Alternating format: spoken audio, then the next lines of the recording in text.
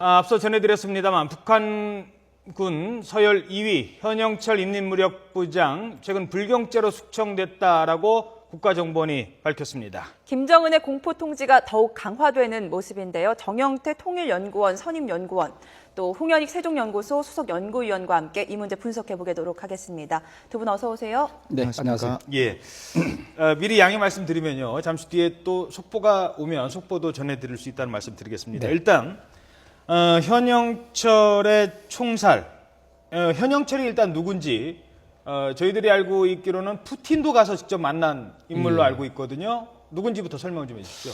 사실은 현영철은 김정은 시대 들어와서 가장 승승장구한 그런 군부 인물로 일단 받아들여야 될 것 같아요. 왜냐하면은 소위 군부의 실세라고 하는 네. 이영호가 총참모장으로 있으면서 그것이 완전 처형이 되고, 바로 이영호를 이어서 총참모장이 된 게 바로 또 현영철이라고 볼 수가 있죠.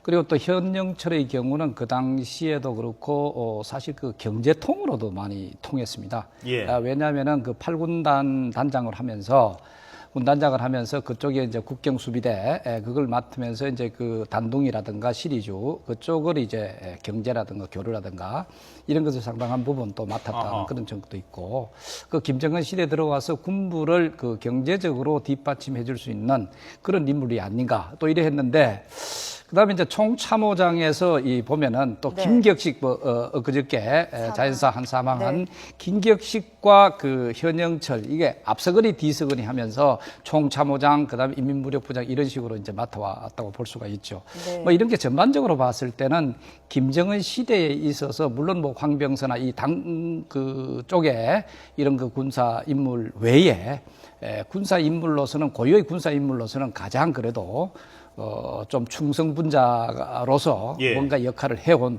그런 인물로 일단은 자리매김할 수가 있습니다. 네, 현영철 인민무력부장, 우리나라로 치면 국방부 장관급입니다. 장관급에 해당하는 인물이 불과 며칠 전까지 모습을 드러내다가 돌연 숙청을 당했습니다. 총살로. 숙청 이유가 양봉음이라는 얘기가 전해지던데요. 양봉음이라는 게 이제 뒤에서는 이 음모를 짜면서 겉으로는 충성하는, 먼저 겉으로 충성하지만 뒤에서는 음해를 하고 네. 배신행위를 해서 결국은 딴 마음을 갖고 있는 자. 그러니까 충성을 하는 척하지만 실제로는 사기꾼 또는 배신자 이거죠. 그러니까 아주 나쁜 놈이다. 장성택 숙청 때도 같은 그렇죠. 이유였잖아요. 네, 그때도 마찬가지인데 이게 그러니까 지금까지는 착한 사람으로 보여왔지만 사실은 아니다. 그것이 발각됐다. 그렇기 때문에 이걸 가만둘 수 없다. 이런 건데요. 현영철은 사실 지금 잘 말씀해 주셨지만은 이 김정은이 발탁한 사람이다. 이렇게 생각이 돼요. 네. 본래부터 뭐 군에서 이름을 날리던 사람이라기보다 김정은이 야정군 사령관, 북중 국경에서 군단장하고 있던 사람을 데려다가 대장시키고 국방위원회 위원까지 시키고 그다음에 총참모장 시켰다가 총참모장에서 인민무력부장을 시켰는데, 본래 북한의 군부 서열이 총정치국장이 본래 1등이고 예. 그다음에 2등이 총참모장, 3등이 인민무력부장이다가 네. 최근에는 2, 3등이 바뀌었었어요. 그러니까 오히려 인민무력부장을 2위로 호칭을 하기 시작했었거든요. 네. 거기에다가 러시아를 2번이나 갔어요. 작년 말에 특사로 한번 갔고, 그렇죠. 요번에 또 마치 김정은의 정상회담에서 이 북러 군사안보 부분에 사전 이 조율을 하기 위해서 가는 것처럼 또 갔거든요. 그러면은 아주 최측근 중에 최측근인데 예. 그런 사람을 처형했다. 이게 뭐 심각한 거죠. 그러니까 김정은의 정신 상태부터 다시 분석을 해야 되고, 그리고 김정은의 권력 기반을 스스로 자기가 무너뜨리고 있다. 이 굉장히 위험한 행동을 김정은이가 하고 있는 걸 자기가 알고 있는지 모르겠는데요. 굉장히 지금 위험한 행동을 하고 있는 겁니다. 자기가 세운 권력을 스스로 무너뜨리는. 그래서 우리랑은 조금은 다른 게, 우리는 국방부 장관의 지시를 이제 합참의장이 받고 이게 위계서열이 분명하죠. 근데 북한은 인민무력부장하고 총참모장하고 이 위계서열이 좀 불분명하고, 네. 총참모장은 군을 마음대로 이렇게 막 이동을 하기 때문에 구태타를 일으키면 오히려 총참모장이 할 수 있는 사람이고요. 그러나 그거보다도 더 위에 총정치국장이라서 사상과 이 군기 감독하는 사람이 더 위에 있다는 아주 특이한 상황이기 때문에 우리나라 국방부 장관이 구태타했다, 이거 단 마음을 먹었다 그런 것보다는 조금은 약하지만 예. 북한이 군부 통치를 하는 나라라는 걸 생각하면은 국방부의 2인자가 그 하루아침에 저렇게 지도자의 한마디에 총살당한다는 건 김정은 스스로 자충수를 둔 것이 아닌가 한마디로 이렇게 말씀드릴 수 있겠습니다. 그리고 또 하나는 지금 사진 계속 나왔는데요. 김정은이 연설을 하는 와중에 일꾼대회 현장이죠. 일꾼대회에서 15,000명이 지켜보고 있는 자리에서 졸았다라는 게 뭐 공개적인 이유 중에 하나입니다. 지금 졸고 있는 모습 나오죠. 일단 첫째, 졸 수도 있습니다. 근데 졸은 거를 공개적으로 얘기를 해서 북한 주민들이 다 알게 만들었어요. 그 얘기는 가만두지 않겠다는 거죠. 졸았다는 걸 신문에 내놓고 가만두지는 않지 않겠습니까? 그렇죠. 졸았다는 의미보다는 저게 하나의 명분일 가능성이 큰데 왜 여러 가지 이유 중에 뭐 예를 들어서 무슨 뭐 개인적인 축제, 장성택 처형할 땐 여러 가지 제목을 다 들지 않았습니까? 근데 오로지 지금 현재 알고 있는 거는 불경하다라는 걸로 채용을 했을까요? 지금 저 김정은 체제하에서 특히 뭐 김정은 체제가 아니더라도 북한 내부의 어떤 그 수령 체제라고 했을 때 이 수령에 대한 그 불경은 그 어떤 것보다도 중대한 범죄라고 사실 볼 수가 있습니다. 네. 그렇기 때문에 이번에 저게 그 소위 그 졸았다. 그 졸았다는 그 자체는 크지 않을 수가 있습니다. 그러나 졸았다는 데서 지적을 했을 수가 있고 그 졸았다는 데 대해서 여기에 대해서 오히려 그게 뭐 그냥 바로 그 수긍을 한다든가 이런 것이 아니라 또 거기서 반발을 한다든가 아니면 뭐 변명을 한다든가 뭐 이런 어떤 행태로 만약에 발전됐을 때 김정은 최고 지도자로서는 그건 참지 못하는 거죠.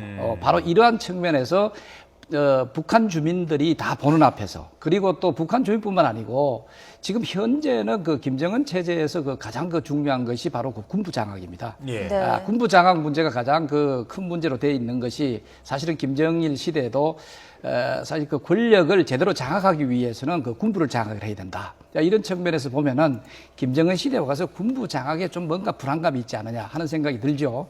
그렇기 때문에 이번에 그 현영철의 어떤 그 조는 문제 그리고 또 여기에 대해서 또 그 반응 자체가 조금 더 부정적이었다라든가 네. 이런 것은 김정은 체제에 대한 어떤 직접적인 반기라고 볼 수가 있어요. 네. 자, 그렇다면은 대표적으로 여기에 대한 어떤 처형이라든가 아주 강한 그런 그 수단으로 활용을 함으로써 오히려 이 김정은 지도자라고 하는 그것을 상당히 잔혹스럽게 보이는 거죠. 네. 잔혹스럽게 보임으로써 또 그다음에 모든 두려움을 갖게 만든다는 네. 거죠. 이 두려움을 통해서 통치를 해 나가는 것이 일반 그 유일 독재자들이 그 갖는 하나의 그 나름대로의 그 수단이 아닌가 이래 볼 수가 네, 있죠. 결국 공포 정치라는 건데 그렇죠. 처형 방법이 상당히 잔혹합니다. 고사총을 사용했습니다. 이게 사람에게 쏘는 무기가 아니라 항공기 요격할 때 쓰는 무기라고 했는데 이런 걸 사용해서 잔혹하게 사람을 죽였다.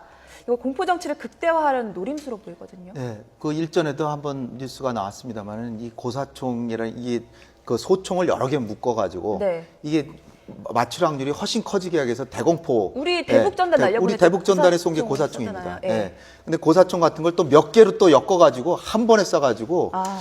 시신 자체를 찾기 어려울 정도로 아주 그냥 처참하게 그냥 저기 화면에 나오는 저게 이제 고사총. 저런 총으로 쏜 저런 걸로 거니까. 쏴서 그냥 살이 다 온 살이 다 뜯겨 나가게 그렇게 아주 잔인하게 불충하면 어떤 벌이 있는지를 봐라 뭐 이런 식으로 하는데 이건 그야말로 김정은이 저는 어떻게 보면 자격지심 아닌가 열등감 그리고 자기가 나이가 어린데 감히 자기한테 도전했으니까 김정은이처럼 자기 나이가 좀 지긋해가지고 또 자기 권력 기반이 튼튼하면 저렇게까지 잔인한 방법을 쓰지 않았는데 그만큼 자기 스스로 심리적으로 나를 혹시 무시하는 놈 있는 거 아니야 하는 이런 항상 열등감과 네. 그리고 자기가 자격이 부족하다고 생각하는 사람이 혹시 있는 거 아니야 그래서 더 시범 케이스로 공포를 더 조성하기 위해서 저런 정책을 쓰는 게 아닌가. 그러나 결국은 중장기적으로 전 축구로 치면 자살골이고 전 자충수죠. 권력 기반을 스스로 무너뜨리는 자기가 그렇게 총애하던 사람을 자기가 죽이면 자기가 오히려 좀 감싸주고 그래야 충성을 더할 텐데 그게 아니라 조금 잘못했다고 저렇게 하다가는 자칫하면 우발사고로 자기가 잠시만요. 그러면 살해당할 수 있다는 그 같이 지금 숙청된 3명도 있지 않습니까? 네. 그중에 마원춘 네. 설계국장 네. 마원춘도 제가 알기로는 김정은의 측근 아닙니까? 아주 측근이죠. 맨날 저 마식령 스키장 같이 한번 다녔잖아요. 따라다니고 예. 백두산 삼지연에도 그림자 따라가고. 수행하던 인물. 네, 그렇죠. 그러니까 네. 이 사람은 국방위 설계국장인데 본래 엔지니어입니다. 이게 예. 설계하는 사람이라서 북한은 군인이 워낙 많기 때문에 군인들을 건설에 많이 동원을 해요. 그래서 건설을 하는데 국방위 설계국장이 설계를 하고 지휘 감독하고 하기 때문에 이 사람은 아마도 뭐 불충죄를 포함해서 뭐 건설 지금 화면에 나오고 공사에서 있습니다. 건설 공사에서 문제가 발생하는 나이도 젊어 보이잖아요. 예. 비교적. 그래서 건설 공사 잘못한 책임을 다 뒤집어 씌웠지 않았을까 어허. 이렇게 생각되고요.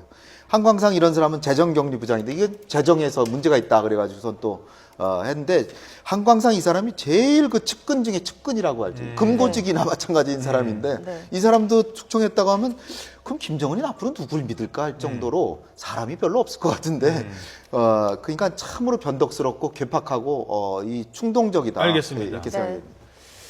자, 말씀 중에 죄송한데요. 앞서 전해드렸던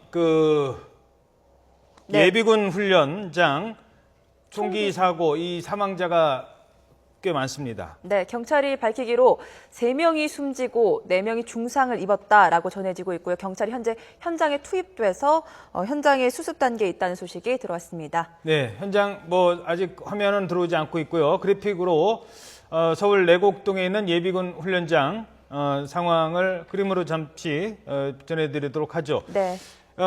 정확하게 지금 사건의 경위는 파악되지 않고 있습니다. 예비군 훈련 중에 총기 사고가 났고요.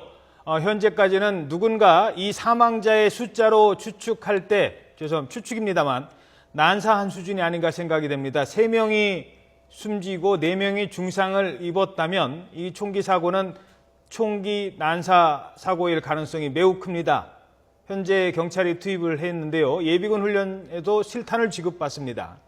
사격 훈련을 하기 때문에요. 여기서 총기를 난사해서 사망자와 부상자의 숫자는 조금씩 시간이 갈수록 달라질 수 있습니다. 현재 3명이 숨지고 4명이 중상을 입은 것으로 현재까지 파악이 되고 있습니다. 네, 사고 소식 다시 한번 정리해 드리겠습니다. 10시 45분에 서울 서초구 내곡동 예비군 훈련장에서 총기 사고가 났습니다. 현재 소방본부의 소식으로 전해지면은 사상자가 5명가량 되는 것 같다라는 소식이 추가로 전해지고 있습니다. 현재 구급차 5대가 출동해서 수습을 하고 있다라는 소식까지 전해지고 있습니다. 자, 그러면 취재기자 연결해서 지금 상황 어떤지 알아보도록 하겠습니다. 강진원 기자. 네, 강진원입니다. 자, 지금 일단 사고가 난 게 10시 45분쯤이라고요? 네, 그렇습니다. 앞서 말씀하신 대로 오늘 오전 10시 45분쯤입니다. 불과 시간이 얼마 되지 않았는데요. 서울 서초구 내곡동에 있는 예비군 훈련장에서 총기 사고가 났습니다. 이 사고로 훈련장에 있던 사람 3명이 숨지고 현재까지 4명이 중상을 입은 것으로 파악되고 있습니다. 하지만 아직 중상자가 많기 때문에 좀 더 숨진 사람이 더 늘어날 가능성도 있어 보입니다. 이제 경찰과 소방당국도 현재 지금 출동한 상태고요. 아직 발생 시각이 얼마 지나지 않았기 때문에 정확한 내용도 지금 파악이 안 되고 있습니다. 강진원 기자, 네. 혹시 총기 사고의 원인이 전해지고 있습니까? 지금 앞서 말씀드린 대로 10시 45분쯤에 사고가 났습니다. 이제 불과 한 30여 분, 40분 정도 지났는데 조심스러운 부분이기 때문에 말씀드리기가 좀 쉽지가 않은데요. 여기저기서 나오는 얘기로는 안에서 훈련을 받고 있던 예비군이 총기를 다른 사람들한테 난사를 했다 이런 얘기도 있고 아직 정확한 내용이 파악이 되지 않았기 때문에 현재 좀 더 취재를 좀 해봐야 될 것 같습니다. 네, 알겠습니다. 현재까지 5명의 사상자로 파악이 되고 있습니다만 지금 병원에 실려가 있는 예비군 훈련을 받다가 피해를 입은 사람들이 있기 때문에 정확하게 현재로서는 피해 상황을 단정할 수는 없는 것 같습니다. 예비군이 난사한 것으로 보이는 사건으로 파악되고 있고요. 5명, 1명 사망, 5명 부상으로 전해지고 있고요. 사상자 숫자는 다시 들어온 대로 정리를 해드리도록 하겠습니다. 자, 강준원 기자 계속 취재해 주시기 바랍니다. 잠시 뒤에 다시 연결하겠습니다. 네. 계속해서 북한 소식 이어가도록 하겠습니다. 자, 말씀 들어보니까요. 김정은이 자기 사람, 심지어 수족이라고 불릴 수 있는 자기 그림자 수행을 하던 옆에 사람들을 처형하고 있는데 그렇다면 그 김정은 정권이 공고히 갈 수 있다라고 보시는지요? 이 부분은 어떻게 생각하십니까? 사실 그게 이제 양면이 있는데 네. 아까 제가 얘기 드린 것과 마찬가지로 이런 그 유일 독재자들은 이제 그 잔혹성을 보여가지고 그것을 이제 상대방으로 하여금 두려움을 갖게 만든다. 네. 이게 가장 필요한 것 같아요. 이게 마키아벨리도 사실 강한 군주가 되기 위해서는 군주가 잔혹성을 보이는 것을 두려워하지 말아야 된다. 얘기를 하거든요. 자, 사자가 된다는 그렇죠. 얘기죠. 그러니까 이제 그런 측면에 있어서는 뭐 이런 그 잔혹하게 처형하는 이런 그걸 보이는 것은 어떤 의미에서 그 자기 정권을 그 공고하는데 나름대로 그 수단으로 활용할 수 있다. 볼 수가 있는데 그러나 지금 김정은 경우는 해도 너무한다는 정도로 이 잔혹성을 보이고 있다고 볼 수 있죠. 자, 그렇다면은 앞으로 김정은 주변에 있는 핵심적인 어떤 이런 인물들이 상대방이 서로가 이런 의심을 하게 되고 또 김정은에 대한 이런 충성도 자체가 그야말로 그 양봉음이라고 할 정도로 이것이 매우 확산될 수 있지 않겠느냐. 자, 그래 된다면은 김정은 체제 자체가 좀 장기적으로 봤을 때는 이것은 그렇게 안정되고 간다고 볼 수는 없다. 이래 볼 수가 있겠죠. 예.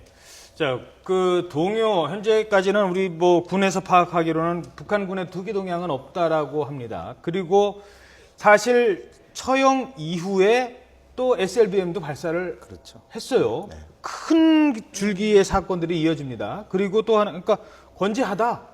이거 내가 버튼을 눌렀고 내가 현장 가서 미사일 로켓 쏘는 것까지 내가 봤다라는 거고요. 또 하나는 러시아 안 가도 돼. 그런데 사실 현영철은 러시아통입니다. 장성택이 중국통이라면 푸틴도 만나고 앞으로 러시아와의 경협이 잘 이루어진다면 거기서 이른바 뒷돈도 챙길 수 있는 자리에 있는 사람이에요. 처형을 했어요. 러시아와의 관계 지금 뭐 그런 것까지도 고려를 했을 것도 같은데 이 군부의 움직임부터 먼저 정리를 좀 해주시죠. 현영철이 일단 뭐 친러파라기보다 인민무력부장이니까 양국 군의 관계 증진을 위해서 이제 특사 겸해서 이제 보낸 거고요. 일단 하나는 러시아에서 그 김정은이가 안 오는 것에 대해서 북한 국내 사정인 것 같다 그러는데 그쵸. 그 사정이 지금 나온 거죠. 네. 그 사정이 우리는 별거 없을 거라고 생각을 저도 그렇게 봤었는데 알고 보니까 저런 일이 있었다. 국방부 장관을 총살할 정도면 꽤 큰 일이 그쵸. 있다고 해서 그리고 나선 못 떠나죠, 평양. 네, 그래서 보니까 푸틴이 김영남 최고인민회의 상임위원장을 좀 그 웃는 얼굴을 맞아주더라고요. 별로 기분이 나쁠 수도 있는데 그러니까 북러 관계는 큰 지장은 없겠구나. 러시아가 이해할 만한 사유가 있긴 있었구나라는 거고요. 또 SLBM 발사한 거 그것도 오늘 아침에 보도는 보면 이게 잠수함이 아니라 바지선에서 수중이라고 해봐야 기껏해야 5m 이내에서 쏘고 그 사진만 그렇게 화염이 나오는 걸 보여줘서 실제로는 대단하지 않은 거일 수도 있다. 이런 것도 확인할 수 있고 실제로 북한 군에 무슨 큰 이변이 벌어지거나 그런 건 아닌 것으로 이제 보여집니다. 네. 어떻게 보세요? 북한 내 군부 동향 이거 좀 더 주시를 할 필요가 있을 것 같은데. 북한 내부의 그 뭐 전반적인 군부 동향, 뭐 불안정성 이런 것까지는 아닌 것 같고 그러나 이제 김정은 자체가 그 군부의 그 불안정성에 대해서 상당히 또 나름대로 신뢰를 하고 있지 않다는 것이 여기서 드러난다는 거죠. 조그만한 어떤 그 불안정성의 움직임이 있더라도 그것을 제거하고자 하는 그런 모습을 사실 보이고 있다. 이래 보면 오히려 역으로 우리가 해석을 할 수 있습니다.